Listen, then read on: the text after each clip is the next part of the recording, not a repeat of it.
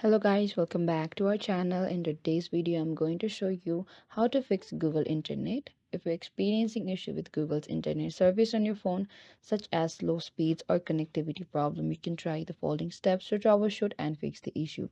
First, you need to check your internet connection. Ensure that your phone is connected to a stable Wi-Fi or mobile data network. You can check this by opening, or you could also try restarting your phone. Sometimes a simple restarting your phone can resolve internet connection issues. You could also try looking for your airplane mode. Turn on your airplane mode and turn off again. Or you could also reset your network settings. Go to the Wi-Fi option, tap on that, press the option and tap on the Wi-Fi you're connected in. And on the bottom there's a forget option, tap on that, and simply you need to do is type down the password again and tap on the connect option which is on the bottom.